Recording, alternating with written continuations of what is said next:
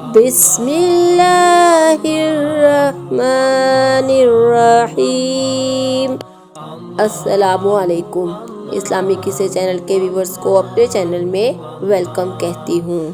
آج میں آپ کے ساتھ انتہائی خاص ٹاپک قصہ ذوالکفل علیہ السلام ڈسکس کروں گی۔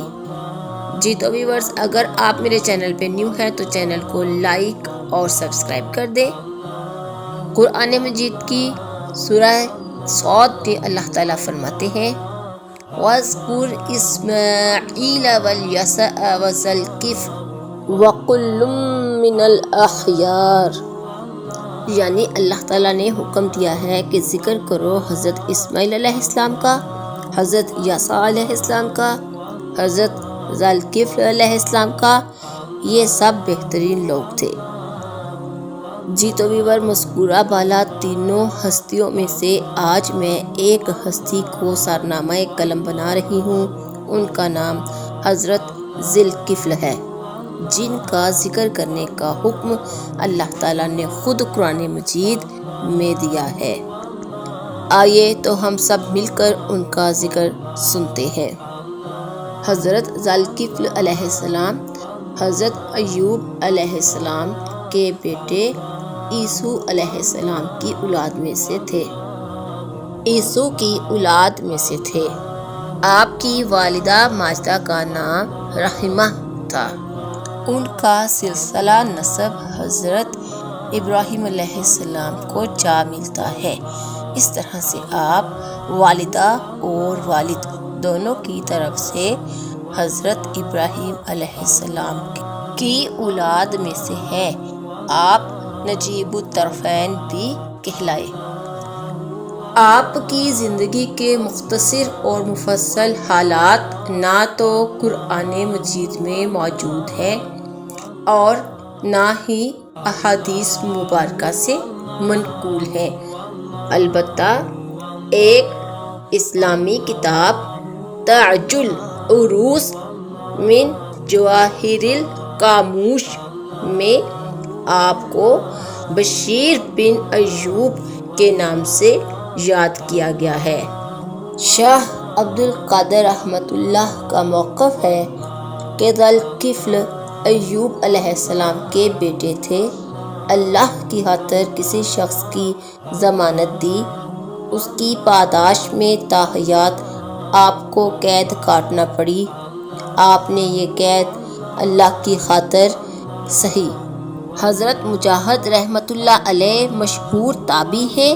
تفسیر کی کتب ان کے اقوال کے بغیر نامکمل مانی جاتی ہیں۔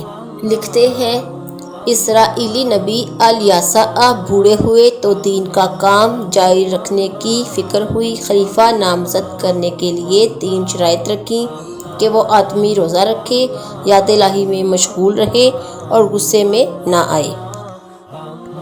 ایک عام آدمی نے ان تمام شرائط پر پورا اترنے کا عہد آپ سے کر لیا، جسے حضرت الیسع نے قبول کیا۔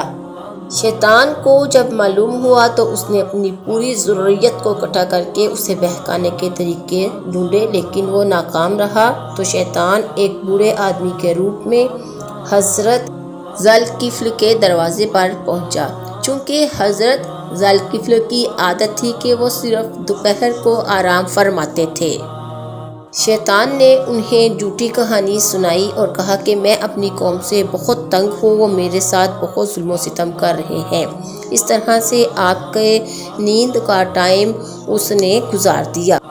آپ نے اسے مجلس کے وقت میں بلایا اور داد رسی کی امید دلائی، لیکن وہ بوڑھا آدمی مجلس کے وقت نہ آیا۔ اگلی صبح مجلس کا وقت بھی گزر گیا۔ دوپہر میں وہ بوڑھا شیطان دوبارہ آیا اور کہنے لگا کہ کل میں مجلس کے اوقات میں اس وجہ سے نہ آ سکا کہ اس وقت میری قوم نے مجھے کہا کہ وہ میرے ساتھ مصالحت کے لیے تیار ہیں، لیکن جو ہی مجلس کا وقت ختم ہوا تو میری قوم پھر مجھ سے ناراض ہو گئی اور جھگڑنے لگی۔ شیطان نے اسی طرح کی جھوٹی باتیں کر کے دوسرے دن بھی آپ کی نیند کا وقت گزار دیا۔ آپ علیہ السلام مجلس کے اوقات میں اس کا انتظار کرتے رہے لیکن وہ نہ آیا۔ آپ سمجھے کہ شاید اس کی قوم نے ان کے ساتھ مزاحمت کر لی ہے، اس لیے آپ تیسرے روز اپنے گھر والوں کو کہہ کر سوئے کہ اگر کوئی مجھ سے ملنے آئے تو آپ نے اسے بیچ دینا ہے۔ شیطان ملعون تیسرے روز بھی دوپہر کے وقت آپ کی نیند کے ٹائم پر آ گیا اور دروازہ کھٹکانے لگا۔ گھر والوں نے اسے ہدایت کے مطابق واپس جانے کا کہا۔ اسی دوران وہ بوڑھا آدمی گھر کے اندر والے دروازے پر دستک دینے لگا۔ حضرت ذوالکفل نے دروازہ کھولا۔ جب ان کی نظر گھر کے باہر والے دروازے پر پڑی جو کہ ابھی تک مقفل تھا تو وہ سمجھ گئے یہ شیطان ملعون ہے۔ انہوں نے اس سے پوچھا کیا تو شیطان ہے؟ شیطان نے جواب دیا ہاں، میں نے اپنی پوری کوشش کی کہ آپ کو آرام کے ٹائم سے بیزار کروں تاکہ آپ کی عبادت میں خلل آئے، لیکن آپ کے غصہ نہ کرنے کی وجہ سے میں ناکام رہا اور آپ کامیاب ہو گئے۔ علماء اکرام نے نقل کے بعد اس روایت پر کچھ تنقید بھی کی ہے۔